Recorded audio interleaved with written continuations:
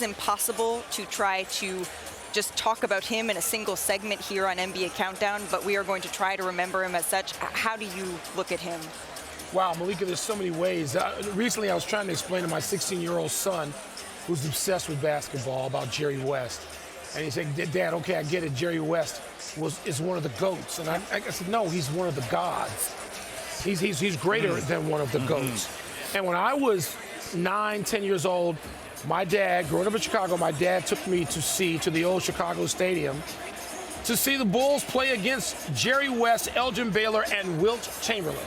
And I think it was their first year together, which means it must have been like 1968, 69, before they went on the 33-game streak, which is still the longest winning streak in North American sports history.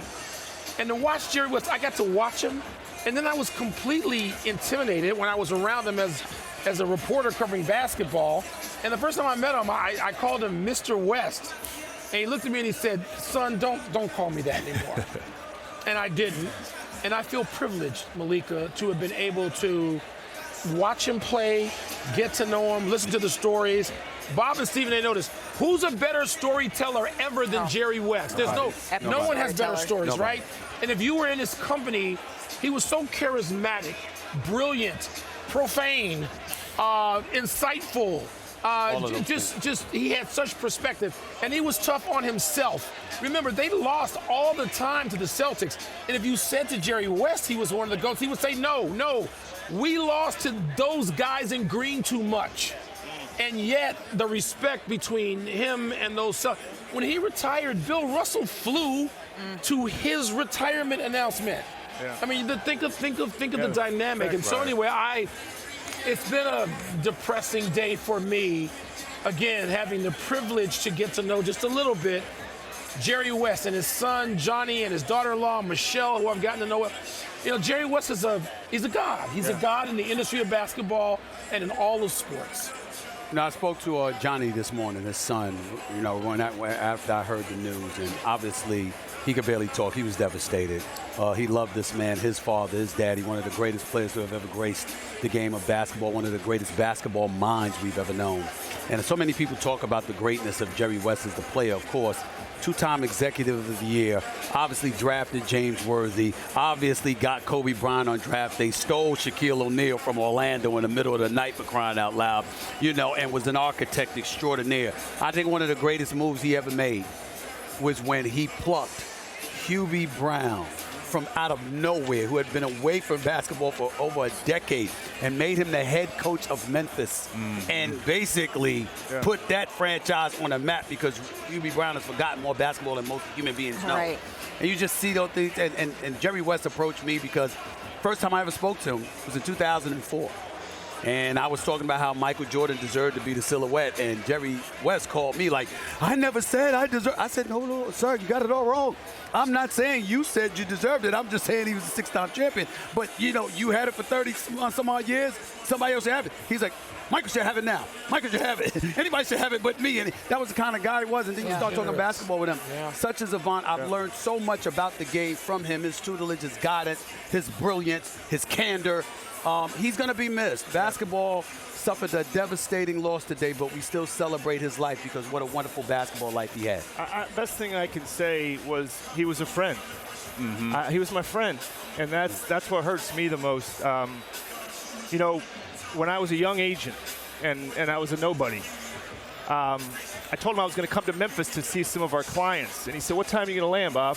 And I said, I don't know, like 2, 3. Where are you staying? I said, I think at the Westin or something. He said, no, you stay at my house. And I said, no, I don't need to do that. He said, I'll pick you up from the airport.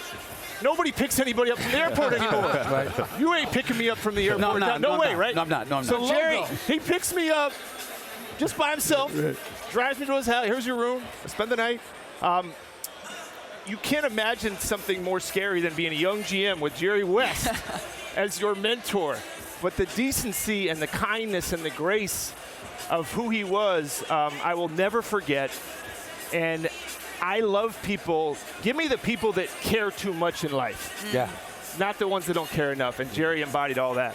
Yeah, Jerry was an amazing figure. I looked at him as an NBA father, right? Being someone there, he welcomed me in open arms when I first came to the Clippers. Kind of laid the landscape of, what it is to be here in L.A. and be a star here in L.A. Me being the biggest Kobe Bryant fan, he had a ton of stories for me to listen to. A funny story is I'm in the gym working out. I'm all lower body, no upper body, right? Shirt is off, though, and I'm making noises. So he walks by, he sees me. What are you, a basketball player or a bodybuilder? So it was funny, and I like to roll my shorts up, right? Because I'm all legs, like I said. I like to roll my shorts up. And it was a thing from that point on.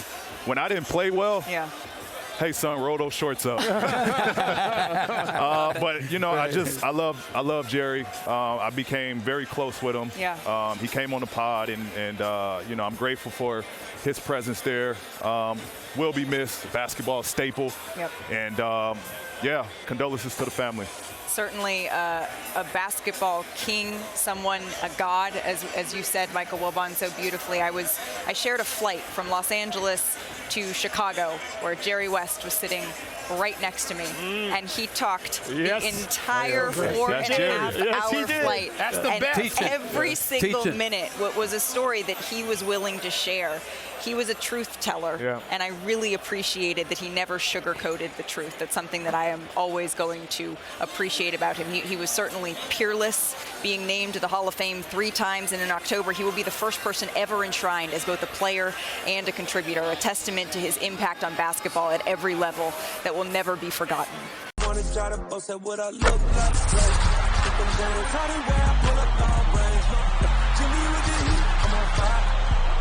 NBA,